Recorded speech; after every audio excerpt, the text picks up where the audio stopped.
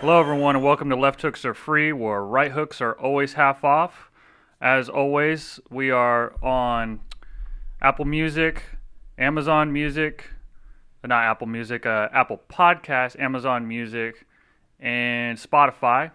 Hey, Um, you can also find timestamps below in the description so that you can skip parts that you don't care about and not listen to us go back and forth on stuff that you don't want to listen to.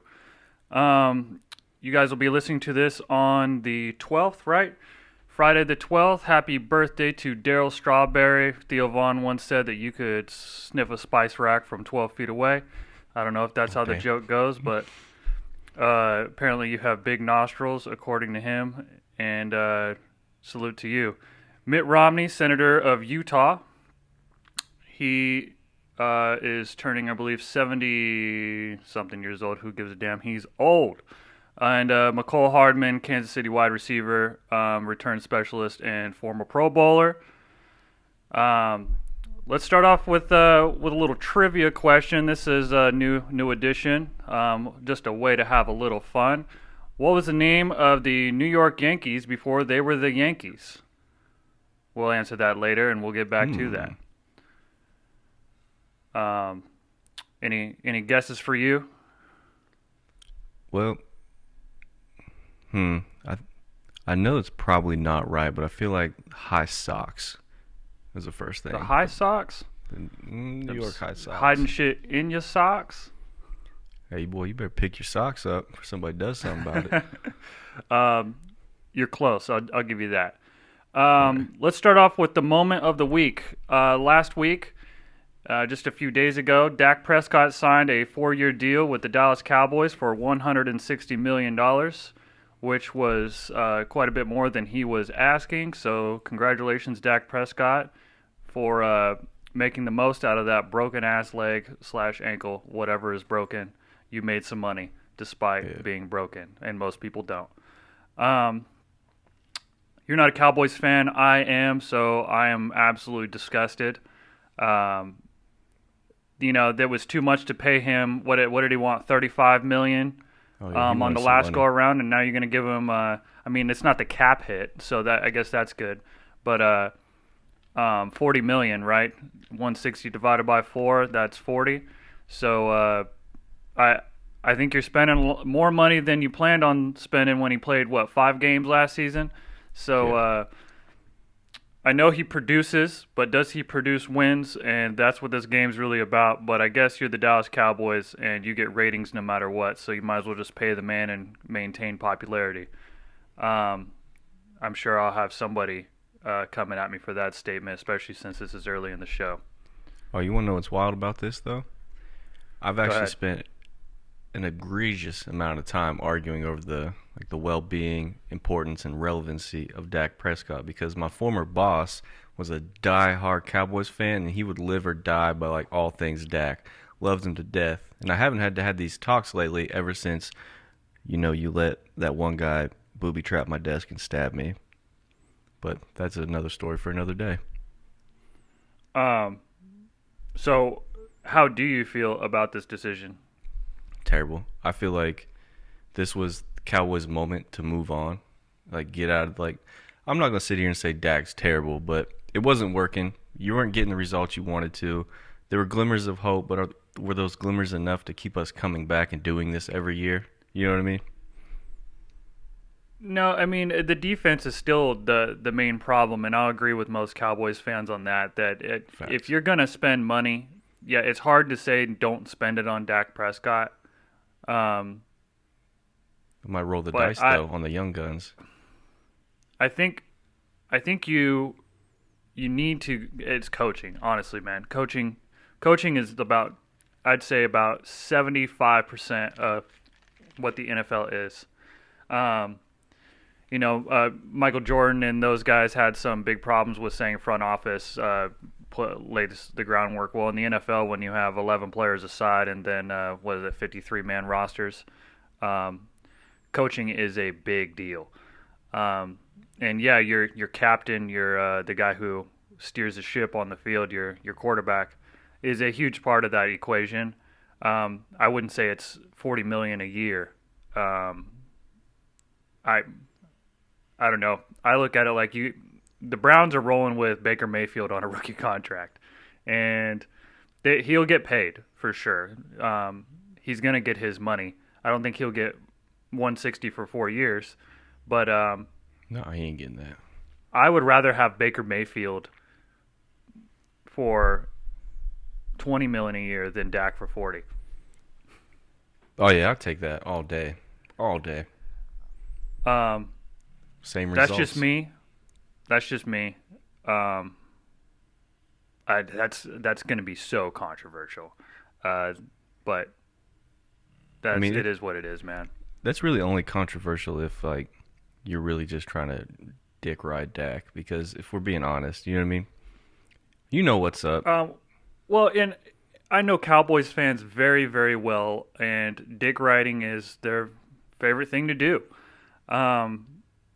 Every year is this glimmer of hope, and then they don't perform.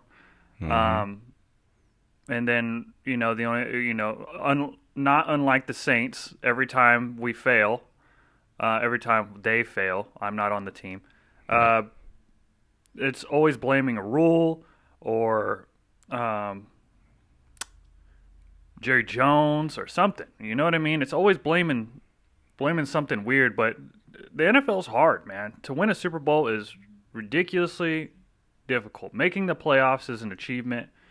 So I guess if I look at it from that perspective, I think Dak will take you to the playoffs more consistently than anybody else. But he's not going to win you a Super Bowl. Yeah, but as a Cowboys organization, you don't need to win Super Bowls. You just need to get the fans to think you might. And then you make money. I just need a nice redhead on the sideline, and everything's fine with me. I mean, pretty much. My eyes ain't too far apart. So that was my moment of the week.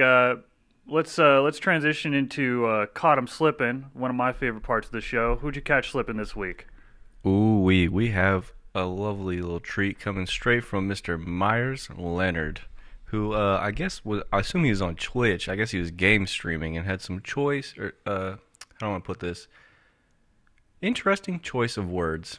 I'm going to let you go ahead and give us the rest here. So, I won't say what he said. Don't do but that. It was I mean, obviously Jew is probably the most derogatory used word for Jewish people that just gets slid by, because I think most people are okay with that, seeing as that's what the preferred nickname is. But the one he used was the opposite end of that spectrum, and I'm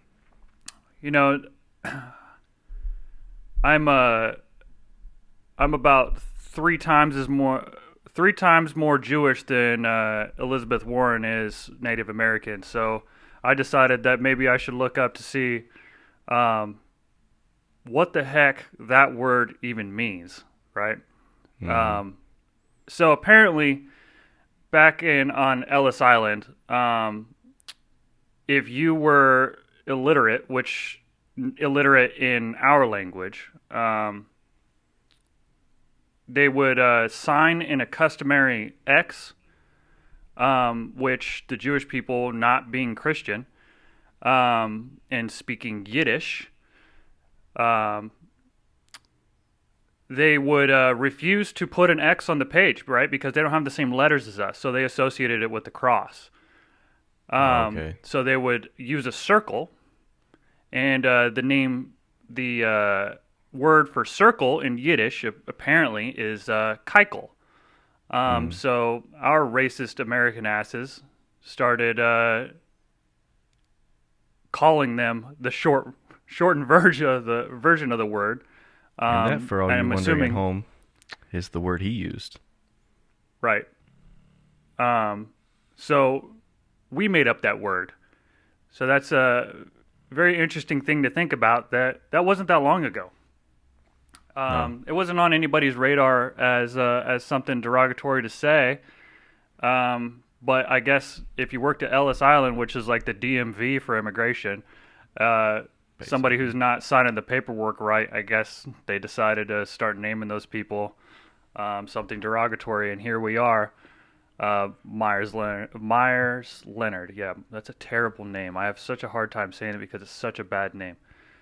2 last names. Wait, a last name and then a first name. Wait, how does this actually go?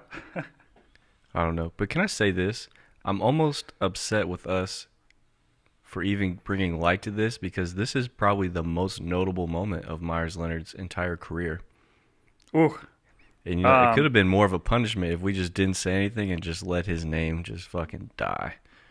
I do think it's so. One of the really interesting things about this this interaction that has occurred, right? So obviously he's suspended indefinitely for it. The Heat are pretty pissed and worried about their organization, as they should be. But it's weird because the Jewish community has handled most of their racial, what do they call it when basically people are rude to you about your race? What's it called? If you're talking about just being rude, like insensitivity, persecution, maybe. I don't know what you would call it. I can't think of the word right now, but they've handled it in stride for the most part. And shout out to Julian Edelman, who instead of getting on Twitter and grilling him, he basically said, "Look, man, I'll walk you around, a museum. I'll educate you on this, and we can have a dinner, and you can meet some of my Jewish friends, and we can bridge the gap that is between us, and really move on from this point, as opposed to just basically burning the man down." I don't think he probably didn't know what it meant, but I mean, I had to look up what it meant, but you definitely knew that that's not nice to say. So, and it's funny because, like I said, some of the derogatory words outside of the word that I won't say, it just get passed by. We always think of, there's one word that you just can't say, and then there's like little people and some other stuff. Like, I've had this argument with people that you can't say the R word, but people call everything lame. And lame was a derogatory term is now actually a derogatory term that used to mean that somebody couldn't walk. So, that's lame. Let's be honest here. We let a lot of shit slide. And we're starting to create boundaries, which is a good thing. But I think it's more important to let people know, like I said, that I heard that and I was like, well, what does that word even mean? Why is that so wrong? That is a good point, because we all know that word, and we know that its intent is negative and derogatory, but I don't know that. Well, I didn't know what it actually meant. I'm sure a lot of people don't know the actual meaning or origin. It's a Wikipedia search away, man. Like, the internet's at your fingertips. Nobody at the FBI is gonna put you on a list for typing in a racial slur on there. Like, I can't even type it. What are you, Hagrid? If you type it in, what does it mean? You can't say it. Like, what does it mean? What's the origin? Like, nobody gonna get mad at you for that. But that's a lot of time that I could be keeping up with the Kardashians before they shut it all down. So I don't know if I got time for that. Last night I watched. I was talking about cancel culture with my mom, who's very, very against cancel culture, as am I in a lot of ways. I think that some things are needed to be canceled, but we tend to find these little pesky things to cancel, and we're really trying to prevent kids from seeing this, and that's fine. I had an argument against that last week, but honestly, if you want to get racism out of children's eyes, then it makes sense. I really can't knock you for thinking that. That's I just don't know if it, if we should be as mainstream about it, but it's a fine balance between eliminating anything negative and also having to educate and teach people how to not be negative. You know what I mean? Yeah, but a funny story. So my mom and my wife both threatened to disown me if I when I was threatening this. I was saying that I'm gonna turn on Land Before Time, and I'm gonna find out that Petrie's racist. I tried to find something racist about my boy Petrie. Shout out Land Before Time. I really enjoyed watching that movie, but there was the most racism I could find. Yeah, Petrie was my dog though. Man. He was the funniest one. But I will say this: it was fun. Like you could, if you wanted to really reach out on a limb. That's a tree joke. Tree that stars. you could say that they used a lot of slanderous terms against vegetarians. If you really wanted to, you could go there. I can't remember what they said. There was a lot of them, man. They had a whole song about it.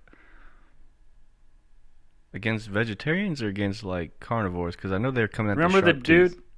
Yeah, but remember in the second one with the dudes trying to steal the eggs, and old boy that was hanging wanted to eat grass?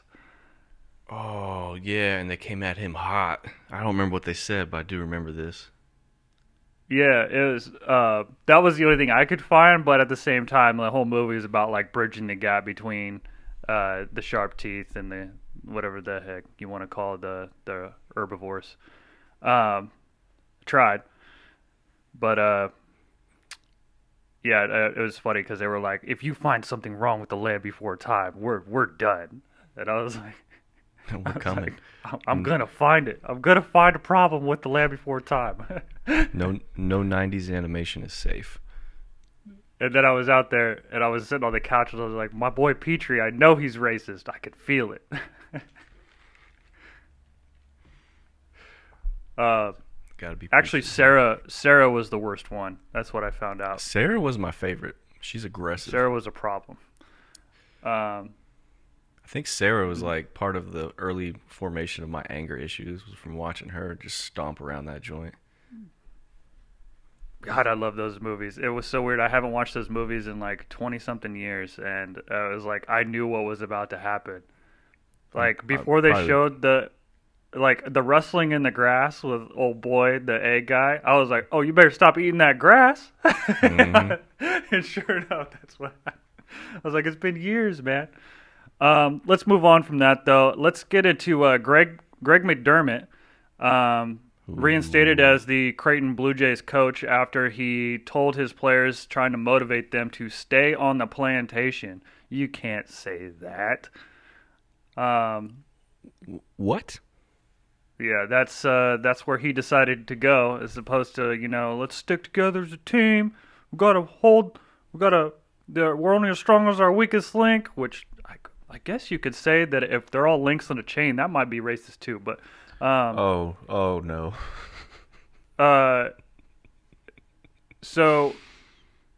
But you definitely can't go as far to ask your players to stay on the plantation, dog. You're like, what the fuck is wrong with you? Sorry, I'm cussing again. I've been trying to stop, but what the fuck? Hey, don't fucking worry about it, my guy. I have this to say though, like, because here's the response you hear a lot of times is, oh, I was just in the moment and I was looking for words and it came out wrong. Why is stay on the plantation floating around inside your mind that's what came out?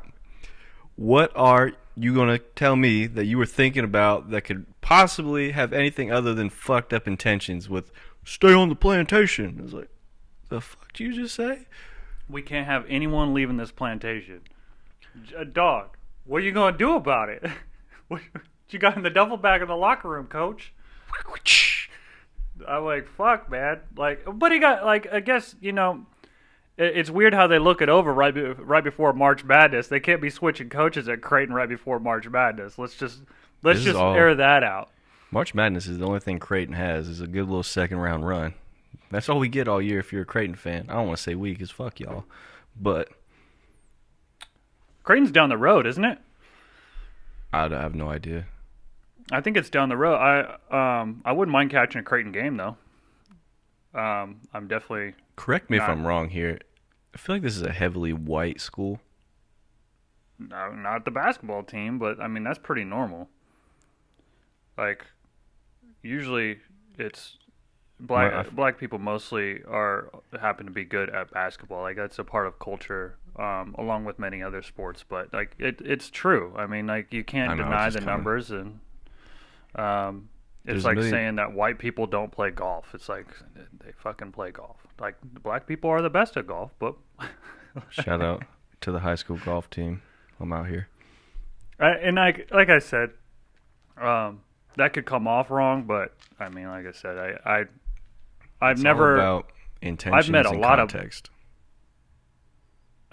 Basketball is so popular among that culture that like I get picked after black people no matter what. So like let's be honest here.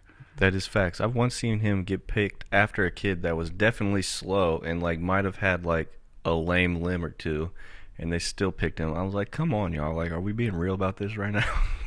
I mean, he is a skinny white guy, but like you can pick me. Although my jumper is ugly, so like let's be honest here. I do have one of the ugliest jumpers known to man, so I may make honest, that bed myself.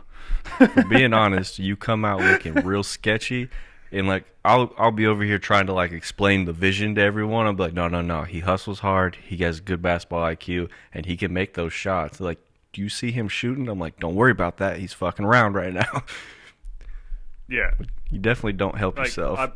I've definitely hit the lights in LA Fitness before in warm-ups and not get picked up the whole day. So let's just be aware of all the evidence at play. Like there's your cultural note of the day. Always be aware of all the evidence at play. Don't judge a book by its cover. Let's do that. Yeah, we could do that one too, but sometimes judge a book by its cover. I mean, oh yeah, if old boy in the corner looks like he smokes meth and he might stab you at 3 a.m. at your local intersection, judge that book by its cover all night. Well, you could probably judge Mein Kampf by its cover. I don't know what the cover looks like. Neither do I. All right, let's move on. Yeah, we can go on. Let's where were we at? Basketball, March Madness coming up. That's a big deal. Selection Sunday is at 6 p.m. Eastern Time, March 14th on CBS. The first four will be we'll be recording the day of the first four, so we won't have that on the next show because that is at 4 p.m. Eastern Time, Thursday, March 18th on True TV/TBS, depending on the game that you're watching. Keynotes, all games for March Madness will be played in Indiana, primarily Indianapolis. Shout out to the new state that I live in. We did plan on tailgating, but COVID is a bitch. COVID's still out here, y'all. So we won't be doing that. We wish we could. It would be a great opportunity to get some get some vibes going. Maybe next year.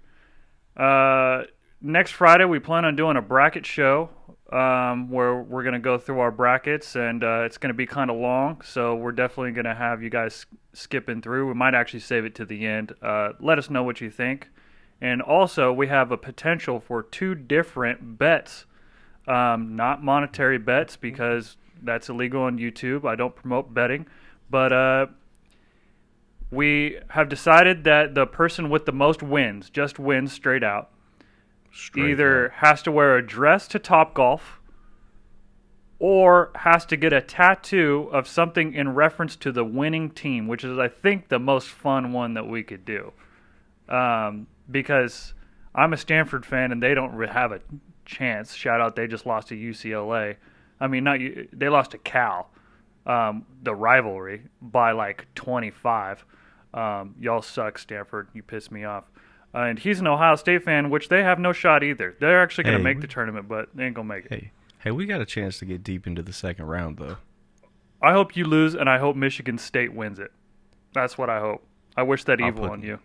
I'll put that dress on all day. I ain't putting no Michigan nothing on this body. I mean, you probably put a Spartan on your body, though. Don't you already have a Spartan on your body? Yeah, I do. Technically, I do. Oops. Put another one on him. Maybe a gladiator, a dead gladiator. You can also do that. Like, if we do the tattoo, you could do that. Yeah. You just have to have something that references it. We'll post a poll on Monday. Let's do Monday. Let's post a poll. Give you guys the weekend to think about it on the Instagram, and whichever one gets the most votes is the one we'll do. We'll put good. like tattoo or dress. Both would be funny because swinging the sticks in a dress would be pretty funny. And that place is always crowded. If you're swinging the sticks in a dress, all the sticks gonna be swinging. You feel me? Ooh. All right. I think we can answer the trivia for you guys now. The team name for the New York Yankees, they were the Highlanders. Okay. And the reason why I'm bringing that up is March 12th, 1903 was the day the New York Highlanders got approved to be in the American League. So that's a key sports event. So enjoy that. How convenient. Tell your friends. Now, I do have a baseball question for you, and this is in relation to some current events. Okay, talk to me. Have you ever practiced baseball by throwing with one of your eyes closed? With one of my eyes closed? No. Not in all my life of playing ball. Trevor Bauer. I've never even shot free throws with one eye closed. This is so stupid. Trevor Bauer of the Dodgers. New acquisition, was pitching in these was it spring training with one eye closed, and I quote, he said, "I figure if they can't score off me with one eye open, it's going to be difficult to score off me with two eyes open." Is this man just desperate for attention? What is going on with Trevor Bauer? Dude's weird, man. Dude's weird.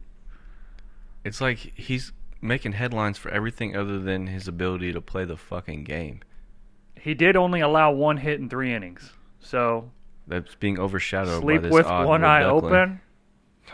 Okay. Okay. Sleep Yeah, with it's one eye open. I don't know what you got to do to beat this guy, but he's pitching out here with one eye closed.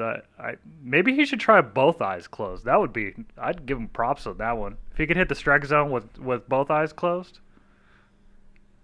How many pitches out of 3 do you think he lands in the strike zone as a professional MLB pitcher? I feel like he could hit the strike zone. I just don't know if he's going to get that shit smacked to the gate. That'd be my only concern. I have no doubt that he could hit the strike zone though. As a MLB pitcher, all those reps he's done, he could hit it. But I do you feel think like he could hit it with a breaking ball?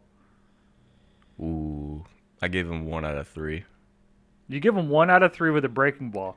If he's really trying to sell solid. it, yeah. That's solid. If we could ever get this podcast to Trevor Bauer, go ahead and try that shit out. I want to see that. It's spring training. What do you have to lose? Make a good headline for you. Yeah. Did you watch the All-Star game, man? I refuse to watch that trash. So the game to watch last week, my friend here did not watch. Well, I'll give you some news. Giannis Antetokounmpo, the Greek Freak, won the All-Star MVP. Of course. He won it because he was 16 for 16 from the field. On layups, I'm assuming all layups. No, I include so dunks as layups. There's my caveat to this thing is I've been going hard on Twitter and Instagram after that and letting people know that I did not hear him call glass on those 2 3-pointers that he bricked. He's out here. Glass. He's out here garage banging on them joints. Yes, he did. And I don't count it. The other side of this was that the dunk contest was uncreative. Zach LaVine decided he was going to actually play in the All-Star game, and he didn't look like he deserved to be there because he couldn't even have fun and perform. Wasn't he a last-minute replacement? Yeah, I think so. I don't know that far, but he did not get close to winning the 3-point contest. Steph Curry, I don't know if you watched the replay on that, but I caught a highlight. That man's ridiculous. That boy can shoot. Like, it wasn't fair, man. So he only won by one bucket at the very end. He hit the last one, but this dude made both of the deep threes to keep him in it. It's like it's not fair. They're giving out 3 points for the ones deep. They've added in deep threes now. Yeah. Yep. They have there's 2 shots in the 3-point contest that are like 3 feet off the line. I mean, shout out to Steph Curry, because I feel like that is directly because of him. Like, you know what I mean? Him and Dame. Yeah, I feel like but Curry... mostly Steph. I feel like Curry started that fucking pulling from the logo nonsense, and Dame is just like, oh, we do this now, and he just like took advantage of that. Yeah, and it was funny because they kind of both went at it in the All-Star game. They were on the same team, and Steph, one thing about him, the reason why I think he's so popular is nobody has more fun than Steph. When true. Steph is on, he's having a great time, and watching him and LeBron on the same team, and LeBron mostly letting his team just go at it and do stupid shit. Steph pulled the LeBron, which actually I think was Steph's move before LeBron's, was when he shot the 3 from the corner and then turned around. Oh, yeah. Steph had already done that before. Like, Steph had the whole team running back before anybody else did. Remember that one game? Mm-hmm. But in the All-Star game, Steph hit him with he shot it and then turned all the way around to no teammates and stood there for a second and just was like this, and then like it dropped and he waited a second and then took off again. I was like, yeah, he's letting them know that that's his world. And then Dame went out, and I think he hit 2. They were shooting half courts shots. This is why I didn't watch this trash, is because they weren't making them though. I hate the format. Like, I don't want to say I hate the format, because I do like the fourth quarter little Kobe edition, like the first of 24, because I feel like at least the fourth quarter we get somewhat competitive. At least they did last year. But I just don't like that we do this drafting of teams. I don't know, you can call me old school and call me one. I liked it when it was the best of the East, the best of the West, and it seems like they're playing for pride. And then it kind of hit that point where there's no defense. And then, you know what I mean? It's just like, I don't even want to... I wish they would give them a reason to play against each other and actually try to win the game. That's what I mean. Like, I want to see... I wish they would. I want to see the best players go at it. You know what I mean? Like, for real, go at it. Yeah, because that was my problem with Giannis, is everyone just gets out of the way when Giannis is down there. Yeah, they just let him do whatever. He hit 3 3-pointers, 2 of which were off the glass, and I didn't hear him yell glass. So like, there's that. But like I said, man, you can't count that. Like, I thought it was way more impressive that Video Game Dame and the Babyface Assassin were shooting half quarters, which they were shooting them at a ridiculous clip, man. Like, they were shooting high percentages from that far out. And I'm like, man, like, they could do this in-game all the time, and it's a high percentage look. Like, yeah, I mean, now let's stop acting like they can't hit it from half. Well, it's all about reps, right? Now they're putting in these reps, so they're going to get higher and higher with their percentage pulling up on these joints. And I feel like this is a good time to point out for a lot of you fans that don't know this, if you've ever hooped recreationally, high school, AAU, whatever it is, if you haven't exposed yourself to an actual NBA Spalding basketball, you don't realize how light that ball is. You know what I mean? Yeah, as somebody who owns one, it's slick too. It's very slippery, which the big hands definitely comes into play there, because, you know, my little tiny little dick beaters over here sliding around. But I easily got like 10 to 15 feet on the pull-up, which sounds like a lot, and you might think I'm capping, but I'm not. Like, the ball is just, if you go from like a Wilson Evolution to a pro game ball by Spalding, it's like, oh, I can pull up. There's 15 feet right there. And so now if they're putting in these reps, they can still use that proper shooting form and be smacking them from stupid deep. Yeah, it is different. But you did like, you said you liked the 24-point fourth quarter. Yeah, because they started that last year, right? You don't Oh, think that you're are they going to do it every? If they do it every year, I guess it's fine. But I'm getting I'm getting a little done with the Kobe stuff. Like Kobe's the ooh. man. Like I love Kobe, but look, we're going a little hard. Like everything for the last few years, every time something's basketball, it's something Kobe.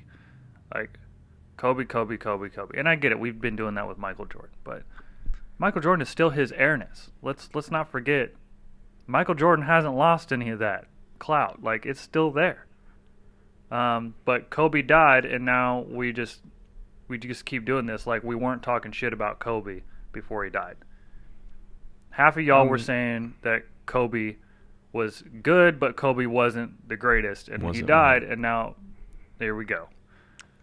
I see your point. I definitely do. So don't get me wrong, but I'm gonna have to come back and say I feel like it's a little different because Kobe was so involved in the game of basketball still at post his career, whereas Mike kind of just like laid back and gambled and like hung out with mob bosses and smoked cigars and shit. But Kobe was active in like the basketball community. He was out here doing detail. He's out here mentoring a lot of the players that we know, like Kawhi Leonard and such. And it's like he was very involved, like off camera, behind the scenes with players, the league, etc. That I feel like his passing, like so untimely as it was, had more of an impact to like this era of like the game, even more so than like what we necessarily see in the media. So I feel like that's where they kind of come a little more commemorative. You know what I mean? But I get what you're Yeah, saying though. It's like what point do we like continue on from that? And I think it like I kind of think we should change the logo to the Kobe. I like the idea of changing it to Kobe. I'm not sold on the aesthetics. Like I would like to like obviously I'm being very pretentious here. I would like to know what like the options are for that logo. But if you want to change the I want silhouette, I go want ahead. Lamelo. I want Lonzo Ball's jumper as the logo. Ew, I will stop watching the NBA. Period.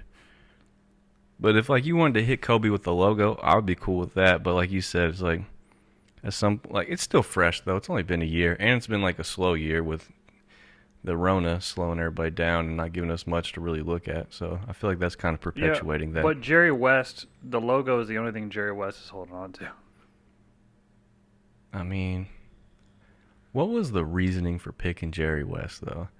Is it His because he socks could was barely dribble dummy with his high. left hand? And like, dang, you see how he can like cross from his right to his left and back? That shit wild, son. So speaking of Kobe, Kobe rookie card sold for $1.8 million in pristine in condition. Damn. Um, I thought that was pretty outstanding for a rookie card. Um, I mean, it is Kobe, and this is the perfect timing. Um, All about time. my question is, what NBA star right now, what current NBA star is going to have the worst selling rookie card? Which one do you think? Who will have a worthless rookie card but is a star in this game right now? No, if they have to be a star, huh? Worst selling rookie card, but they're a star. I feel like Kawhi. I that's a good pick. Let me explain myself here real quick. His lack of like enthusiasm and like engagement and like the social media and like all that, like you know, the noise, his lack of noise around him outside of his ability to play the game will impact, I think, his notoriety and how his legacy carries on. So I feel like in turn that's going to impact his rookie card. I was gonna go out on a limb and say Zion Williamson. I'm a hater of Zion. I still don't even consider him a star. That makes sense. I don't Um, care how many points he scores on that trash ass team. so before we get into the game to watch this week, I thought it would be fun if we picked a ultimate starting five of active NBA players, not injured. They can be injured, but active players, people who haven't quit the game yet. Um, I don't know how we should face these off. Maybe we could record, I don't know, a 2K game and put these guys against each other. Yeah, I I like the idea of simming this. maybe do something fun. I wish we both played 2K still, because then we could just run these teams against each other on the blacktop. That would be. We always had fun doing that. I remember we actually said we could pick anybody, and my man's over here picked every generation of LeBron to be on the same the same team, and that team was unstoppable. Every shape and variety, baby. Yeah. And then we decided to.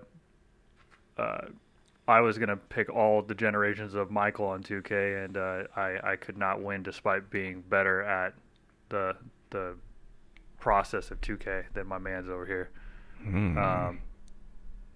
That isn't anymore, but I should get back into 2K. But this let's move on. So we picked our ultimate starting five. Let's start with the guards. All right. I picked Damian Lillard. Who do you got? I went ahead and also rolled with Damian Lillard. All right, so we both agree that Damian Lillard is legit. Mm-hmm. At the other guard slot, I had Luka. I was really going back and forth between Luka, but I went with Steph. So, in all-star fashion, my man over here put Lillard and Steph on the same team. So who the hell is going to decide who shoots the ball? That'll be interesting. Yeah, come on now. I mean, it's hard to guard both these guys. They can both shoot 40-footers at like 50%. So that's legit. And then who'd you have at the forward slot? LeBron James. LeBron James. I also had LeBron James. I think everyone would agree that the best forward in the game is Bron. You can't not put Bron in there. And then for my other forward, I had Anthony Davis. I like to have a big man down low that can get blocks and shoot from the post. Somebody a little bit more physical. Who'd you go with? I went with KD on the assumption that Bron could keep his little crybaby ass off of Twitter long enough to win a fucking game. That's important to note. I think AD. I think AD could at least make it difficult for KD to get boards. That was my thought. I do want people to still be able to get boards. And I worry about that lineup with Lillard, Steph, and KD. They all want to shoot threes, and I don't know how many people on your team are going to be making cuts. I mean, they're going to have to. LeBron might be like, "What the fuck?" I mean, LeBron will just start taking the ball up court, and then Steph's going to turn into a Klay Thompson. Damian Lillard can go pretend to be Bradley Beal somewhere. My center slot, I picked Clint Capella because I want somebody with the beaters down low. That was my thoughts. Rebounds and beaters. I had to go with We've been clubbing. I had to put a dog under that rim. I had to go with Bam. Big Bam Adebayo. Bam! I would like it if you guys would comment below who you guys think would have the best chance of winning this game. If you could pick one all-time star replacement, who would they replace on your team, and who would it be? Just to sub out one of my five? Yep.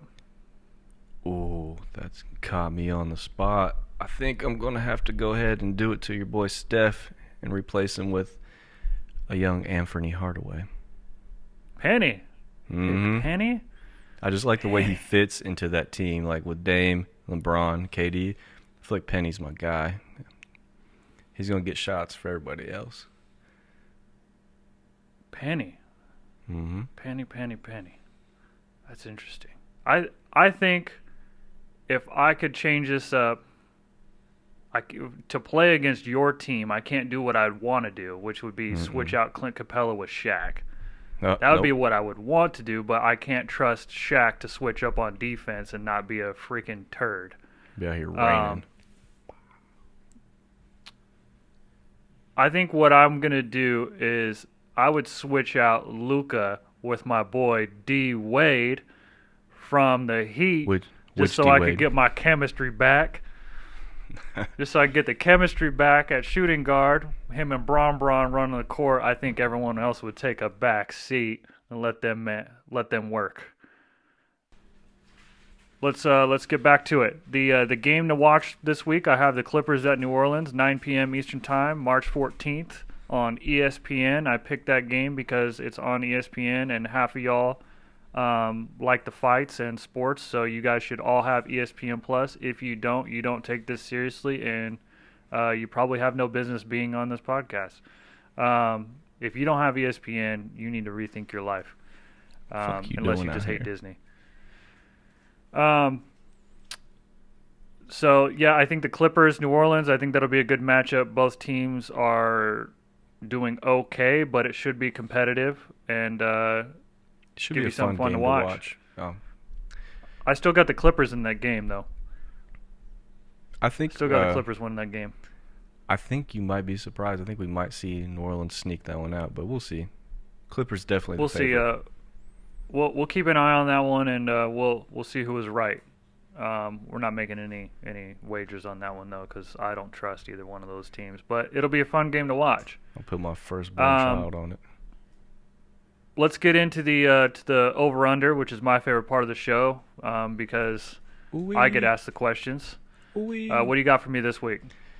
All right, good sir. This week's over/under. We're gonna keep it short and sweet. Let's get it popping. Krav Maga.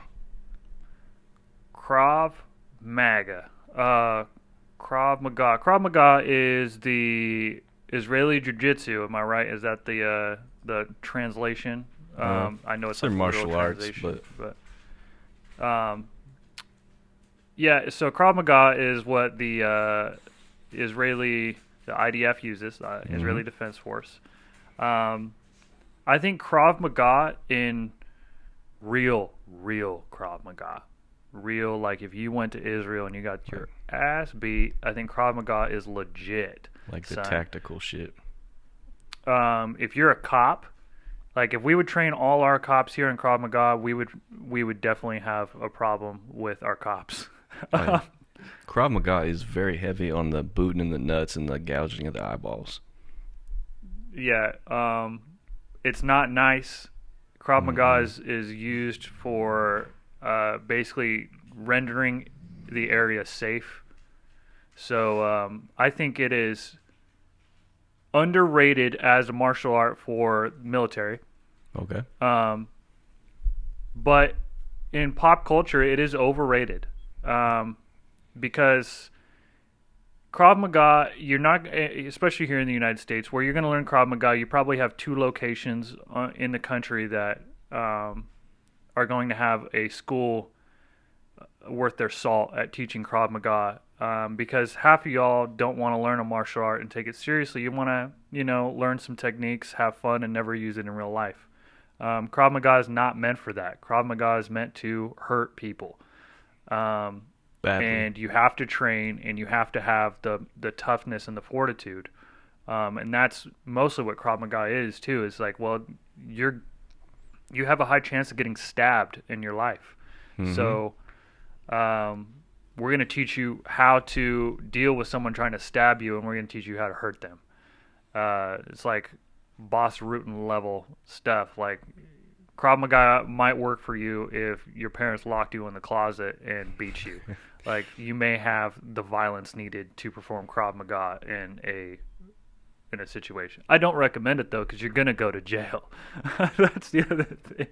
That's another reason why it's overrated as a martial art, is because if you use Krav Maga in an altercation at a gas station, somebody tries to steal your money at the gas station, you're going to go to jail, my friend. Yeah, you're probably going to end up maiming someone to where they're lame. And, that's a lawsuit right there, my friend. But moving on to number 2 on the list this week, we got none other than the notorious Janet Jackson. Overrated, underrated. God, I can't believe I mentioned getting locked in the closet and then talk about the Jacksons with their abusive ass father. Good lead up. The Janet Jackson. What? I don't even. Well, she's known for 2 things, really. Janet Jackson, what have you done for me lately? Isn't that one of her Oh, songs? yeah, I think so. What have you done for me lately? Janet Jackson hasn't done anything for me lately, much like Paula Abdul, and they didn't do much for me before. Uh, I would say Janet Jackson, Overrated, underrated. overrated. In the words of Charlie Murphy, not Charlie Murphy, Dave Chappelle, I wish I had more thumbs so I could give those titties 4 thumbs down. Ooh, that's rude. All right, we're gonna move on at that point, and let's go to our final one on the list today: the stimulus checks. Overrated, underrated. Stimmies are overrated. Stimmies are overrated. Okay, talk to me. Not because they aren't needed, but because they are undervalued. They are not giving to have you guys all sit home and lose your jobs and have our unemployment go up this high. They're not sufficient. And while being insufficient, they are being given to too broad of a spectrum of people. So overrated. Also, the blowback. There's gonna be blowback years down the road. Don't think that we just hand out trillions of dollars and that ain't coming back from somewhere. What do you mean? We do hand out trillions of dollars. We just don't tend to give it out to the general public. I mean, that's fair, but where does that money we usually give to Syria in the form of bombs and missiles come from? The general Somebody public. said on, I think it was a CNN interview, the guy said, I don't know if it was real, but it made me laugh. He said, we keep dropping bombs on Syria. He goes, those bombs are pretty expensive for somebody who owes me $2,000. He's got a point. Shout out to you, Joe I was Biden. like, solid, man. Bombing Syria was so terrible until you had the button. I think it's on his desk now. The stimulus check will be out by the end of the month. Well, so there you go, folks. Go I'm get happy y'all about some that. rims. Yeah, somebody posted today that you're about to see a lot of people wearing Gucci belts over the next few weeks. I'm just going to talk about like my personal friend group and the people I know because that's all I can really speak on. I've seen a lot of rims, candy paint, Jordans, and Gucci belts. I'm not even going to lie. Every time a stimmy pack drops, I watch the timeline just flood with the flexing photos. Yeah. The stimmy check is coming just in time for April. Was it April 10th? Raging Bull 5s are going to drop. So, oh, yeah. I approve that thank you. message. If you want to save your stimmy and buy you a couple pairs of those, I approve that shit all it's day. another stimmy in the bag if you do that. $200 will get you another stimmy. Hey, if you grab a pair of those Raging Bull 5s and a 13, hit your boy up. I need those. I'm putting in as many draws as I can get because I want to make some money. Those are guaranteed. Those are easy money. Easy money. Those are my grails. I need those. Let's switch lanes into the to the brunt of the show. We save it for the end because there's a lot of you guys that don't care about the UFC. The fight this weekend, the card is kind of blown up. We don't actually know if the main event is canceled. It looked a little weird this morning. There's some odd things at play there.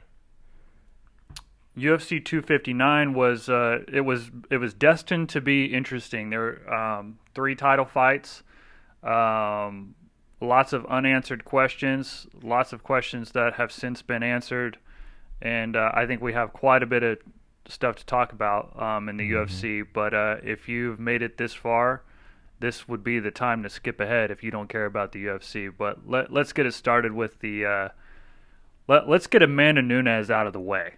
Yeah, let's go ahead and get that. Let's just. I have some shit to say about Amanda Nunes. She is great. She's the best. I don't know who can touch her. I have somebody in mind, but nowhere in the next 5 years I don't have anybody in mind. No.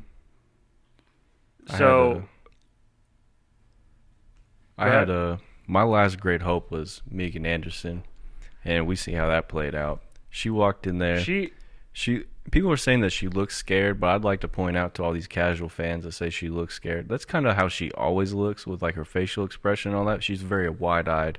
However, where the tides really took change was when Amanda came out and just said, I'm going to walk to the center, I'm going to meet you, and just blast you in the side of the neck with this overhand right. And that's when Megan Anderson's like whole demeanor is like, oh, this bitch hit hard. And then at that point, she looked stiff. She didn't move. She got cracked. Like, I felt like as soon as she felt the power, because everyone talks about it, but until you feel it, it's something different. As soon as she felt the power, even though it didn't land, it just hit her in the neck. That was it. The fight was over right there. Yeah, I definitely. I think she would have starched her even if she didn't wrestle fuck her. I feel like she was being nice. Yeah, it was once again merciful performance by Amanda Nunes. Yeah. She is a true martial artist. She recognizes when someone is outclassed, and she does the least amount of damage. And shout out to the merciful performance, because we just changed her name to Amanda Have Mercy Nunez, whereas Mr. No Mercy Jan showed no mercy with that knee to Aljo's dome piece. That one's interesting. Let's unpack this. I want to hit on Amanda one more time though. I did see some posts about her fighting men, maybe getting out, because it's clear that there's not a woman on this planet that can beat her in an MMA fight. No, not right now. And people were saying that she should fight a man. While I don't think any UFC fighter, I can't think of anybody on the UFC roster that would take that fight. I think about this in terms of wrestling, and in high school is co-ed. But these are professional athletes. I think it would be unwise of her to go down that road. But I do think that if Amanda wanted that, I think that should be okay. But I don't think she wants it. That's my stance on that. I think she deserves to fight at the level she's earned and desires. But that's as far as I'm willing to go on that conversation. I just want to see her fight Valentina again. That's the only fight that's worth watching, if you ask me, is her and Valentina for the third time. For my non-casuals out there, Amanda won both via decision, but I could argue pretty heavily on I could have sent the nod to Valentina on that second one. Valentina's the real deal. She's fighting in UFC 261 on April 21st. Mm-hmm. They moved her down. She's fighting Jessica Andrade. They moved her down. It's now Nama Yunus versus Zhang Weili, which is going to be a war. Weili. I think Weili is going to beat her. You think? I disagree. I got Thug Rose in that one. We're gonna see a long, drawn-out fight where Thug Rose outvolumes her, and the early call for me right now is like a 4th, 5th round submission victory for Thug Rose. I could see that happening. We'll get into that one before we'll get into that breakdown. But just be aware that card is as 2 women's main events that are going to be fun awesome to watch. It's going to be a great card. Let's get back into the Jan illegal knee. Now this has been frustrating me because Aljamain Sterling has been very vocal. Yeah, he's being a wuss about it. Because I was thinking about this fight. He got kneed in the head. Jan, absolutely wrong, absolutely illegal, absolutely deserved to lose his belt because of that. 100% agree with the decision that was made. But I do have a critique for Aljamain Sterling, who is acting like he didn't do anything wrong. I argue that before the fight, they tell you to defend yourself at all times, and then one of the rules is to intelligently defend yourself. Taking a knee center octagon after a failed takedown attempt and just sitting there waiting for the round to go out is not intelligent defense and is not defending yourself at all times. Facts. Well, let me go ahead and skip to this moment real quick. Aljo's out here saying, like, that knee's unacceptable, yada, yada, yada. It has no place. He doesn't understand how Jan doesn't know the rules. I've uncovered a tweet from Mr. Sterling from years back where he says, and I'll probably throw it up in the joint so y'all can take a look at it, but he's basically saying that he's so confused by the rules. He's like, so I've been told if they take 2 hands off the mat or whatever, he's like, these rules are crazy. It's so confusing. How are we supposed to know in the moment? So you yourself had issues with a similar rule set some years ago, and now you're out here standing up on your holy fucking high horse like, oh, out here trying to get a fight with Henry Cejudo. Now you're trying to duck a rematch, son. Like, you didn't win. You were getting your ass beat. You took an illegal knee and the fight stopped. That's fine. Run that shit back.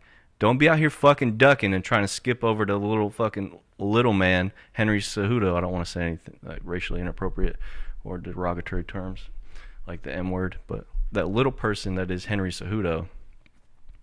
Run that shit back with Jan. He was whooping your ass. You were losing the fight. You said you were going to drown him. You got drowned, son. You drowned yourself. You were taking shots, falling down. Throwing kicks, falling down. You took a knee in the middle of a fucking fight in the octagon. Yeah. I'm getting a little excited. I'm going to calm down. Run it back. Stop running your mouth. You can run your mouth if you win the rematch. I would laugh. What I really want to happen is I want Dana White to say, yeah, Jan doesn't get the rematch. And when the press is like, why? I'll lose my Why would he not get a rematch? I'd be like, and I want Dana to say, because Jan won the fight and it's not worth showing you guys because it's just going to be worse the next time.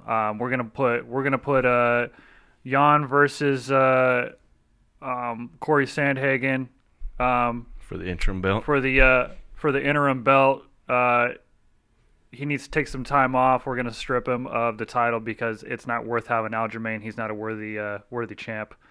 The only way that paper champion. But the fight I really want to see anyway is Jan versus Cody Garbrandt. So yes, I do. I don't care about any, in the words of Conor McGregor, who gives a fuck about belts or any of that bullshit. I want to see the best Jan fight in the game. That's what I want to see. It's like as a fan, like that's what we want. We want the best fight I can see. Like if they ran Cody versus Jan every 6 months, I think we would get nothing but highlight reels. I mean, no mercy versus no love. No money. You can have all my money. Take all my fucking money. I want that fight. Yeah, pretty much. Another guy in that division fought as the prelim main event. None other than Dominic Cruz. The Dominator. I want to give you props though, Dominic Cruz. You were actually swinging for the fences early, instead of just tapping people on the forehead like you usually do. Being all herky jerky. His little straight arm hooks are ineffective when you actually try to put stank on them, aren't they, Dominic? It's a lot easier to just touch somebody than actually put power behind it. But I do give you props for giving it a shot, because it's you're pretty annoying. Dominic Cruz, you're annoying to watch. Another controversial statement, but Dominic Cruz is not fun to watch. He's TJ Dillashaw light. TJ may have been a cheater, but TJ was much better at that tactic than he was. I'm not going to lie. I very rarely say this because I enjoy the finer aspects of the technical work when it comes to fighting, but there's something about watching Dominic Cruz jump sideways as he like grazes you on the way out that I find very, very frustrating. Like, just fucking hit him. Just hit him. Well, the Izzy fight, obviously the main event. Ooh. Izzy was outclassed, 100%. Izzy can say what he wants. He's too small, too afraid to get in a war, to fight at that level. He's not capable. He knows he can't stand and bang. You know, you can't go 1-for-1. You got to be rangy and pick them apart. But at that weight class, Izzy's just not going to stuff takedowns like he can at the middleweight division. You know what I mean? Once Blachowicz got a hold of him, you could see, even though early the takedowns weren't happening, he was wearing him down. You know what I mean? He's laying on him. He's making him carry his weight, hold his weight, moving around. Like, I don't know, for those of you out there that don't grapple or do anything of that matter, it's just like when you have to struggle and keep that tension just to keep yourself upright and off the mat, like that will wear you out. And then you get a dude like Blachowicz on top of you, flat, shoulders flat on the mat, and you're someone like Israel Adesanya who's long and lean with a small trunk.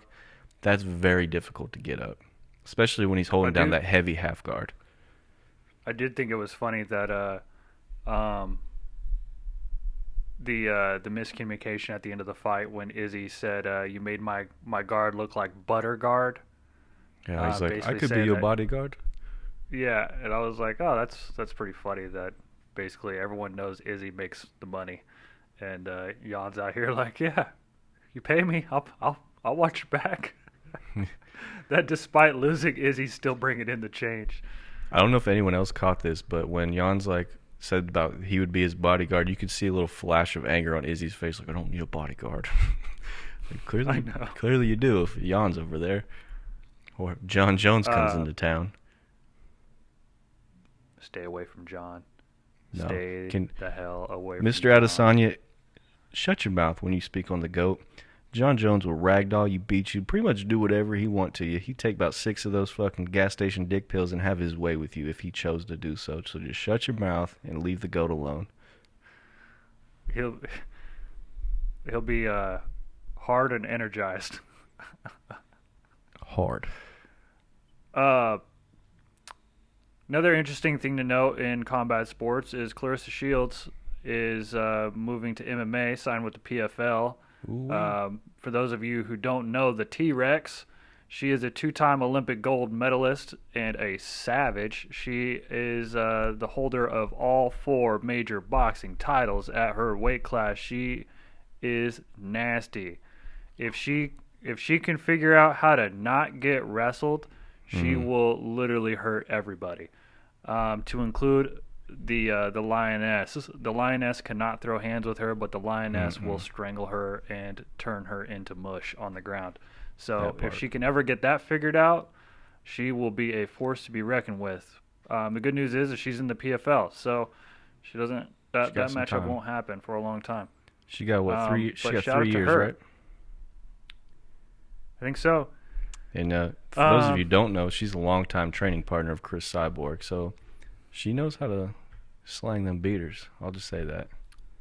And from what you were telling me is that she used to hurt Cyborg. Yeah, you can catch some of that sparring footage floating around the internet. With 16-ounce gloves on, she rocking Chris Cyborg. And if you don't know who Chris Cyborg is, shame on you. But her in 4-ounce gloves, that's what I'm saying. Like, of course she can slang the beater. She's a boxer, but in 4-ounce gloves, she gonna put some ladies down heavy. It's important to note that Clarissa Shields doesn't throw. The main difference between boxing strikes and MMA strikes is a lot of MMA guys they tend to loop because they can get around that guard to the back behind the ear. Clarissa Shields don't loop. Sharp. Everything is sharp. Everything is sharp. Her 2 has no tell whatsoever. It's like a pistol. None. Her jab is lightning fast, and the 2 goes right behind it, and she is fully willing to stand in the pocket and throw these beautiful hooks. Not to mention her overhand right is picture perfect. You don't become a 2-time gold medalist without being technically sound. She's so technically sound, and she's out here training with the GOAT himself, John Jones, over at Jackson Wink. So she's in there with Holly Holm, the Karate Hottie, all those cats, top level training. So if you think that in 3 years her ground game ain't going to be there, it might not be that of an Amanda Nunes, but I'm sure her takedown defense and her ability to pop back up is going to be on par. So that'll be fun. And she doesn't, like I said, she doesn't overextend on any of her shots, and she's. I don't think that there's a woman that can beat her on the feet. I'm just looking forward to it. let that 3 years come. I want to see it. I love these kind of transitions. I shout out to her for actually making the transition over to MMA. She's young enough, which is a big factor, that she didn't go through the meat grinder of boxing. She kind of just flashed her way to the top and ended up where she's at, and now she's moving on to the next step. And she's, I like I said, round of applause to her for that, because Floyd Mayweather, like, people like him talk a lot of crap about MMA and, like to say that they whoop people's ass and all this whatnot. And you never try, though. You duck it. You duck that opportunity because it takes a lot of work that you haven't done. And Clarissa Shields has a long way. Let's not sugarcoat that. No, there's some tough ladies out there in the PFL too. So shout out to like Kayla Harrison, the judokan, and all them. But it'll be fun when we get there. Yeah, it's. I think their big thing that she's gonna have to get used to is the pain involved with MMA. It's different than boxing. The leg kicks. Yeah, not only that, but the savagery. Like it's not. I think maybe her background. I'm not sure what her whole backstory is. She's from Flint, Michigan, so she can't have grown up too privileged. But you got to be ready for war to fight MMA. Like you will get elbowed, and you may get split. Like, it happens. I don't know how many times she's been cut. I don't know. But in the words of my boy Mike Perry, we're gonna go in here, we're gonna hit each other, and somebody gonna bleed. That's kind of my thing, is I don't know how used to that she is, and that's the thing that's hard. I mean, some people just don't have the toughness for MMA, and yeah, she has the toughness for boxing, which is great. But in boxing, if you elbow somebody in the face, you're getting DQ'd. Yeah, especially if you get cut. Good moment. I'd like to add that I do believe Mr. Michael Platinum Perry is going to be on the April 10th Fight Night card.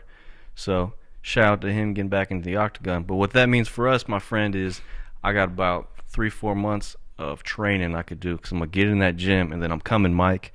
Once that fight's over, you heal up and you get back to training and sparring, I'm coming for you.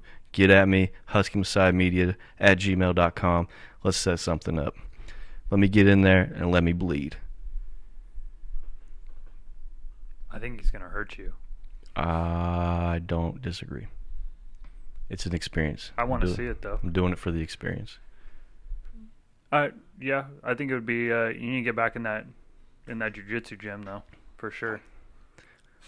I think I'm just gonna bite down on the mouthpiece and let this blue collar upbringing, my descendancy from goat herders, figuratively and now literally. So shout out to my stepmom. She's got a little goat farm out there. I think they're called Taylor's Fainers. Just had about 3 little bucklings yesterday. So shout out to them. That's a lot to take in. Yeah, you weren't ready for that, were you? I wasn't. I was actually thinking about the next segment when you started talking about your background of goat herders. I was like, well, he's getting into starting to lead into the closing segments of the show. I have two segments that I like to do every week. I like to do a fun fact, and as I told you guys, I'm doing real superpowers. Ooh, what we Let's got? get into the second superpower, which is people adapted to high altitudes. They exist. The people who live, less than 2% of the population lives above 8,000 feet.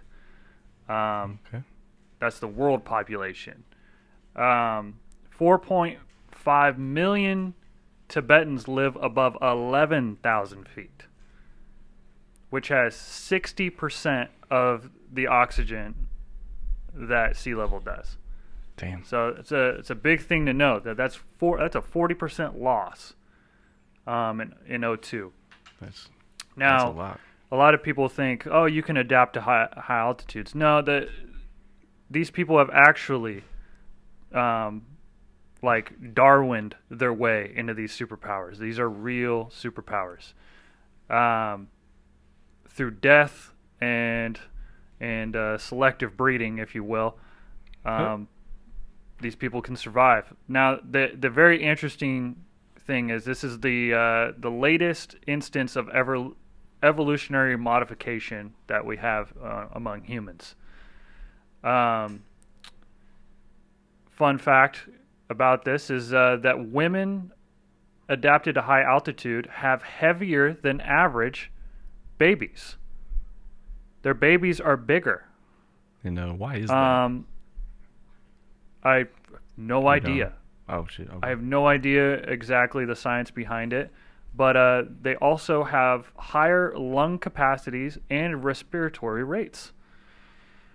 So they take in more air and they breathe faster. And this is actually the Tibetans are the only ones that have this adaptation. They're the only ones. There's other people that live at high altitudes above 8,000 feet that have more of like the blood oxygen content levels. Okay. But the Tibetans actually are built different. It is a true superpower that I found very interesting. That they're born that way. It's kind of crazy. They're born to do 5 rounds with Tony Ferguson. Yeah, that's the thing is like their superpower doesn't go away. I was reading about it. Like if you take like some of the people from South America and Ethiopia and stuff like that that live at high altitudes, like there's populations there. If you take them down to sea level, their adaptation fades away. Yeah. They do get it back faster at altitude than normal people do.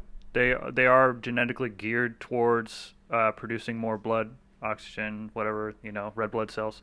They're better at it than the rest of us lowly sea level ites. And we'll see peasants.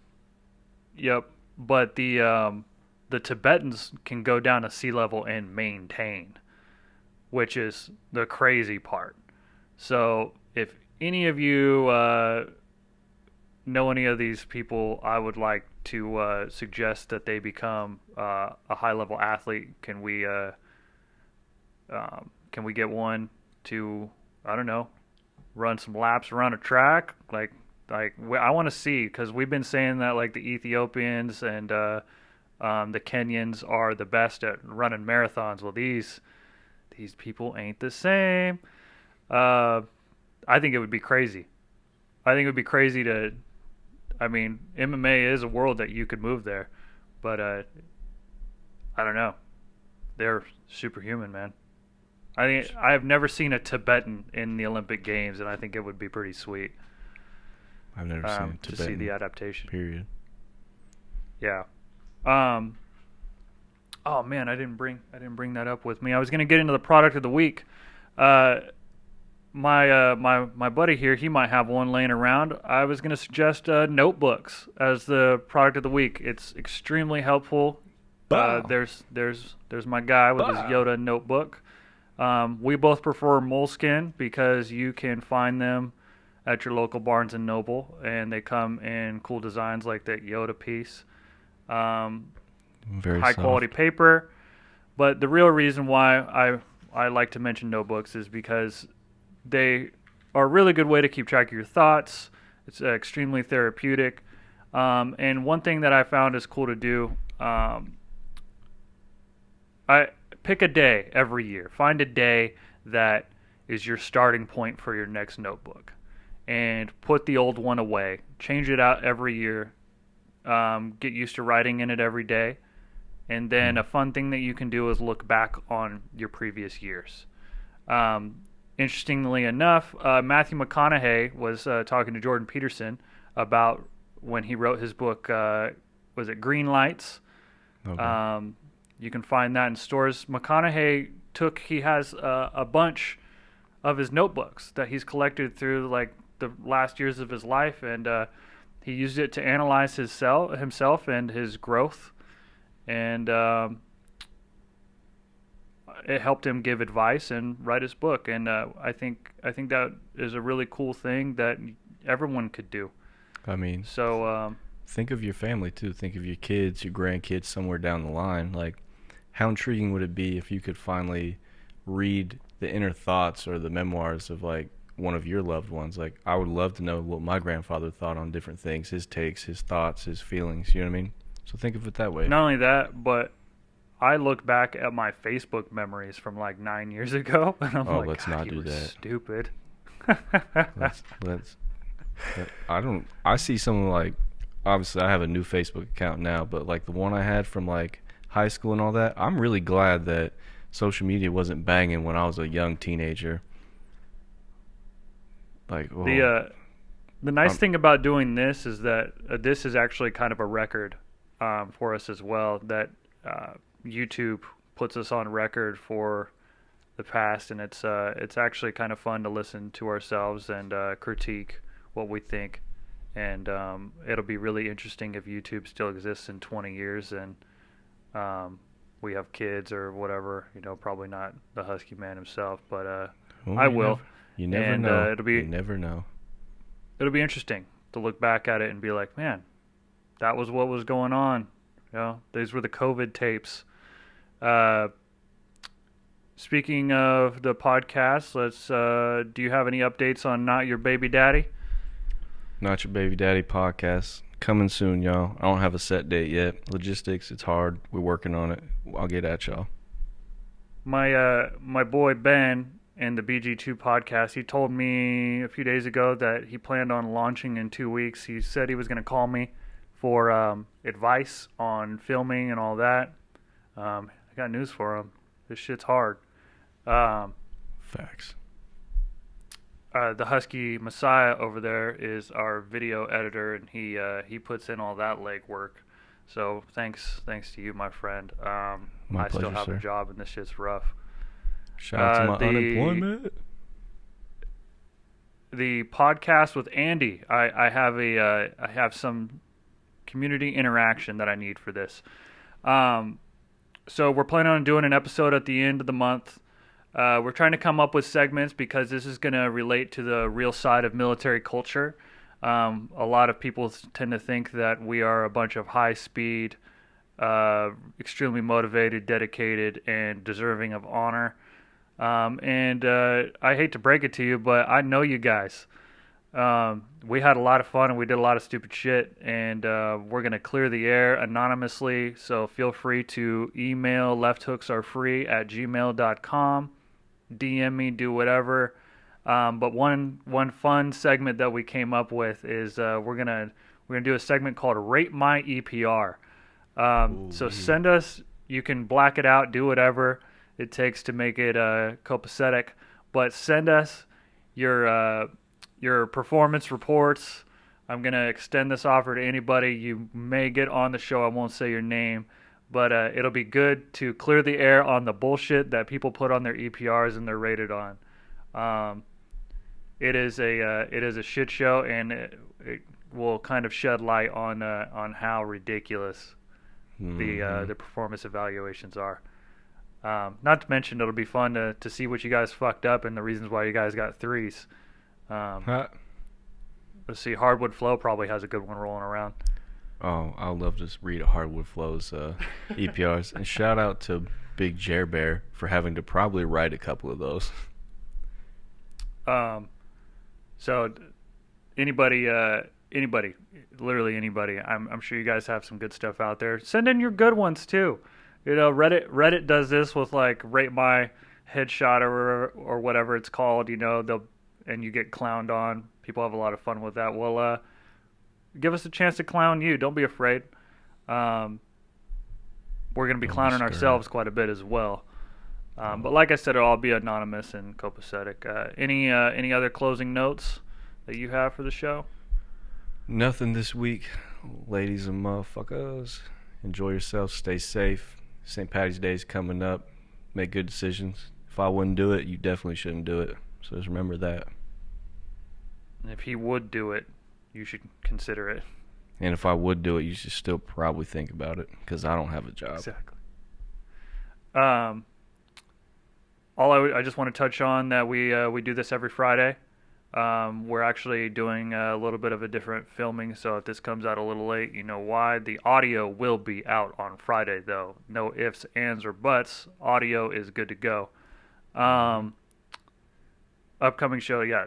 Friday, we do clips sometimes. My boy puts in a lot of effort over here, so only clips worth their salt. We're working on it. Social media, Left Hooks Are Free is on Twitter. We need to update our link tree, by the way. Left Hooks Are Free is on Instagram. Left Hooks Are Free is on Apple Podcasts, Amazon. You can yell at your Alexa. We're on Spotify. We're on YouTube.